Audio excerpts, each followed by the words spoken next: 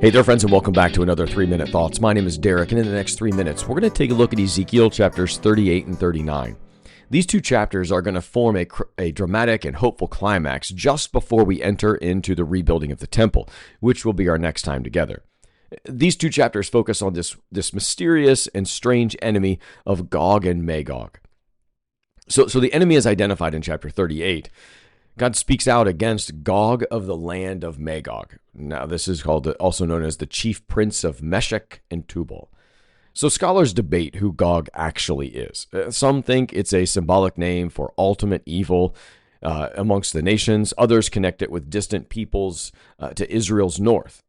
The idea is simple, that Gog is this image of evil. Whether it's an actual physical representation of people to the north, or is it actually just this symbolic evil everywhere, we do know that Gog is this picture of evil.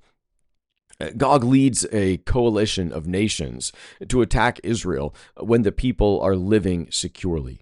But the Lord declares he will draw Gog in, only to crush him with earthquake and plague, torrential rain, hailstones, fire, and sulfur.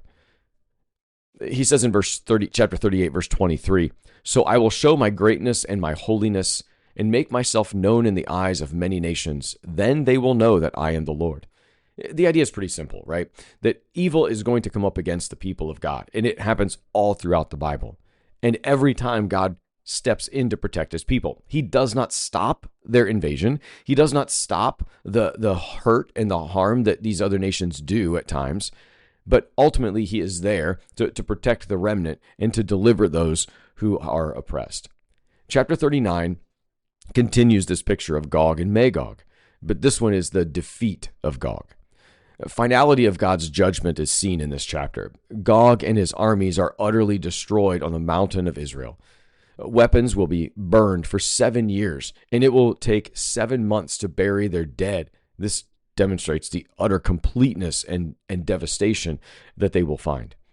The great supper of God, it says that birds and beasts are invited to feast on the fallen armies. This imagery is again echoed in Revelation chapter 19, where the ultimate victory is demonstrated and laid out before the servants of God.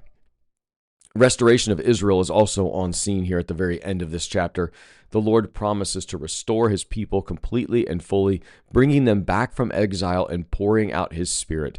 This is something we're going to see a little bit more clearly next time we're together with the restoration of the temple and God uniting himself back with his people and dwelling with them like he once did in the Garden of Eden. But for today, understand God is victorious. Well, friends.